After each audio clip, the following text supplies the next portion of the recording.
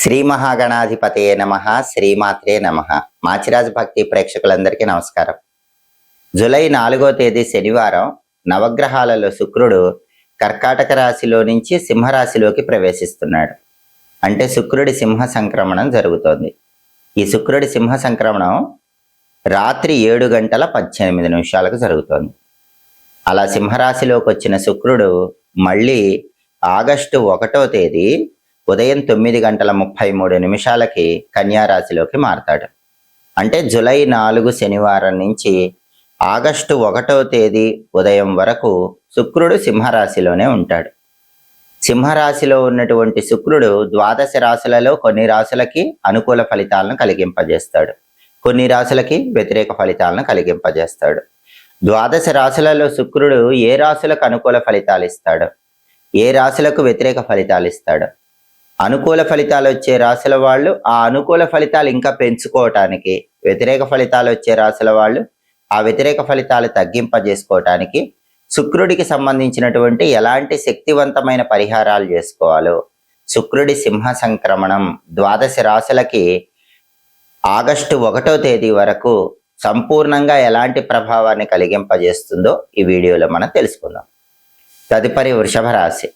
వృషభ రాశి వాళ్ళకి జూలై 4వ తేదీ శనివారం రాత్రి 7:18 శుక్రుడు సింహరాశిలోకి ప్రవేశించగానే, శుక్రుడి సింహ సంక్రమణం జరగగానే వెంటనే వృషభ రాశి వాళ్ళకి ఈ శుక్రుడి సింహ సంక్రమణము 4వ స్థానంలో ప్రారంభమవుతుంది. కాబట్టి అనుకూల ఫలితాలే వస్తాయి. ఎందుకంటే జ్యోతిష శాస్త్ర గోచార గ్రంథాల ప్రకారం జన్మరాశి నుంచి లెక్కబెట్టినప్పుడు వచ్చే 4వ రాశిలోకి శుక్రుడు వస్తే ఆ శుక్రుడు అనుకూల ఫలితాలే ఇస్తాడు. వృషభ రాశి నుంచి చూసుకున్నప్పుడు వృషభం, మిథునం, కర్కాటకం, సింహం. శుక్రుడి సంచారంలో మార్పు జరిగిన సింహరాశి వృషభ రాశి వాళ్ళకి 4వ రాశి అవుతుంది. కాబట్టి 4వ స్థానంలో శుక్రుడు యోగిస్తాడు. ఈ శుక్రుడి సంచారంలో మార్పు శుభ ఫలితాలనే వృషభ రాశి వాళ్ళకి కలిగింపజేస్తుంది. ఎలాంటి శుభ ఫలితాలను కలిగింపజేస్తుంది? ఆ శుభ ఫలితాలు రెట్టింపు చేసుకోవాలంటే వృషభ రాశి వాళ్ళు ఎలాంటి విధి విధానాలు పాటించాలి? ఈ విషయాలు పరిశీలిస్తే 4వ స్థానంలో ఉన్న శుక్రుడు వృషభ రాశి వాళ్ళకి స్త్రీల వల్ల ప్రయోజనాలు కలిగింపజేస్తాడు, స్త్రీల వల్ల సౌఖ్యాన్ని కలిగింపజేస్తాడు. అంటే వృషభ రాశి పురుషులైనా వృషభ రాశి స్త్రీలైనా ఇతర స్త్రీల యొక్క సహాయ సహకారాల వల్ల ముఖ్యమైన పనులన్నీ సులభంగా పూర్తి చేసుకోగలుగుతారు. అలాగే జీవిత భాగస్వామి యొక్క పరిపూర్ణమైన సహాయ సహకారాలు లభిస్తాయి. వృషభ రాశి మగవాళ్ళైతే గనక భార్యల వల్ల, వృషభ రాశి ఆడవాళ్ళైతే భర్తల వల్ల సంపూర్ణమైన ప్రయోజనాలు పొందుతారు. వాళ్ళ సపోర్ట్ బాగా పెరుగుతుంది. అలాగే బంధుమిత్రులతో ఇంతకుముందు వృషభ రాశి వాళ్ళకి ఏవైనా గొడవలు ఉంటే ఆ గొడవలన్నీ కూడా సమసిపోతాయి. బంధువులు, మిత్రులు అందరూ కూడా వృషభ రాశి వాళ్ళకు అనుకూలంగా ప్రవర్తిస్తూ ఉంటారు, వాళ్ళ సపోర్ట్ ఇస్తారు. కష్టసాధ్యమైన పనుల్లో వాళ్ళు చేయగలిగిన సహాయం చేస్తారు. దానివల్ల వృషభ రాశి వాళ్ళు జీవితంలో ఉన్నత స్థాయికి ఎదగటానికి చేసే ప్రయత్నాల్లో మంచి అనుకూలత ఏర్పడుతుంది. అలాగే వాహన ప్రాప్తి యోగం ఉంటుంది. చాలా కాలంగా కొత్తగా బండి కానీ కొత్తగా కారు కానీ కొనుక్కోవాలని ప్రయత్నించే వృషభ రాశి వాళ్ళు బండి కానీ కారు కానీ కొనుక్కునే యోగాన్ని 4వ స్థానంలో ఉన్న శుక్రుడు కలిగింపజేస్తాడు. అలాగే దుఃఖం తొలగిపోతుంది. మనసుకున్నటువంటి చింత, బాధ తొలగిపోతాయి. చేస్తున్న ప్రతి పనిలో కూడా వృషభ రాశి వాళ్ళకు మంచి పురోభివృద్ధి ఏర్పడుతుంది. దృఢ సంకల్పంతో ముందుకు సాగేటటువంటి యోగం ఉంటుంది. కాబట్టి గోచార జ్యోతిష గ్రంథాల ప్రకారం 4వ స్థానంలో ఉన్నటువంటి శుక్రుడు ఏం చేస్తాడంటే వృషభ రాశి వాళ్ళు ఒక పెద్ద పని, కష్టసాధ్యమైనటువంటి పనిని ప్రారంభించినట్లయితే ఆ పనిలో ఎన్ని ఆటంకాలు వస్తున్నా సంకల్ప బలాన్ని శుక్రుడు కలిగింపజేస్తాడు. ఆ సంకల్ప బలము, మనోధైర్యము, పట్టుదలతో వృషభ రాశి వాళ్ళు ప్రతి పనిని కూడా చాలా అద్భుతంగా పూర్తి చేసి లాభాలు పొందగలుగుతారు. ఈ లాభాలన్నీ కూడా ఆగస్టు 1వ తేదీ వరకు వృషభ రాశి వాళ్ళకి ఉంటాయి.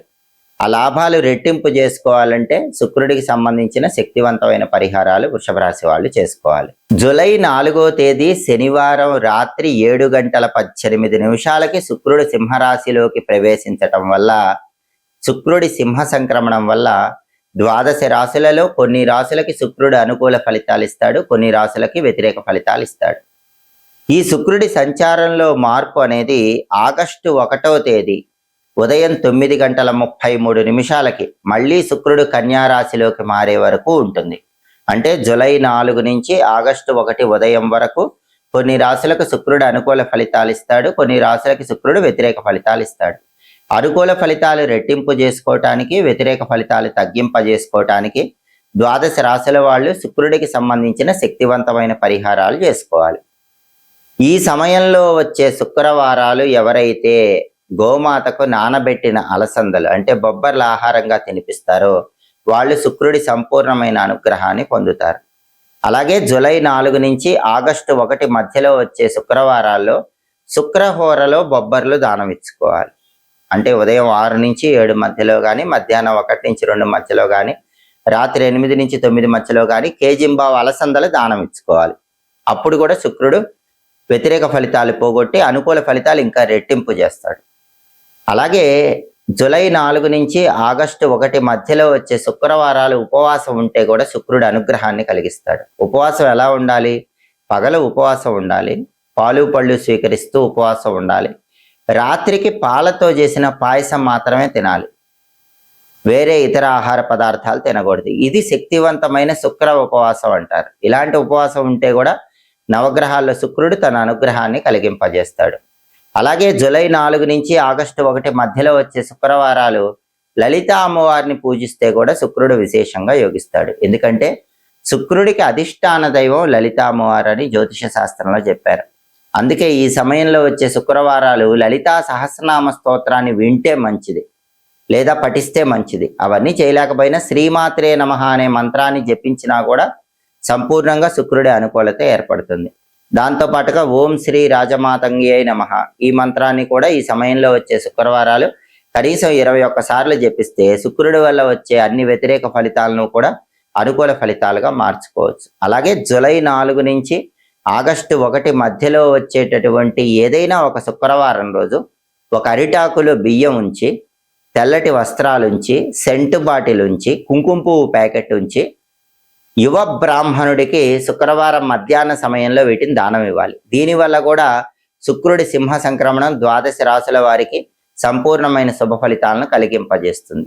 అలాగే శుక్రుడికి ప్రియమైన స్నానాన్ని కూడా ఈ సమయంలో వచ్చే శుక్రవారాలు చేస్తే మంచిది. శుక్రుడికి ప్రియమైన స్నానం ఏంటంటే స్నానం చేసే నీళ్ళల్లో కొద్దిగా సెంటు కలుపుకొని తెల్లటి పుష్పాలు కొన్ని నీళ్ళల్లో వేసి ఆ నీళ్లతో ఈ సమయంలో వచ్చే శుక్రవారాలు స్నానం చేయాలి. దీన్ని శుక్రుడికి ప్రియమైన స్నానంగా జ్యోతిష శాస్త్రంలో చెప్పారు. దీనివల్ల కూడా శుక్రుడిచ్చే వ్యతిరేక ఫలితాలన్నీ తొలగింపజేసుకొని అనుకూల ఫలితాలను పొందవచ్చు.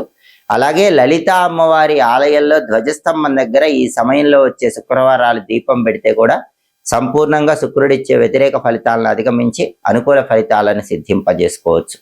అలాగే శుక్రుడి సింహ సంక్రమణం సంపూర్ణంగా యోగించాలంటే జూలై 4వ తేదీ నుంచి ఆగస్టు 1 మధ్యలో వచ్చేటటువంటి శుక్రవారాలు అమ్మవారి ఆలయంలో రాహుకాలంలో దీపం పెడితే కూడా విశేషమైన శుభ ఫలితాలు చేకూరుతాయి.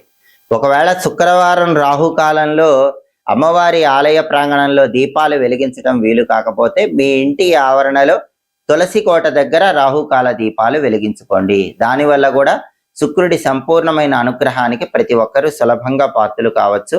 అలాగే లలితా అమ్మవారికి కుంకుమార్చన చేస్తే కూడా అద్భుత ఫలితాలు కలుగుతాయి.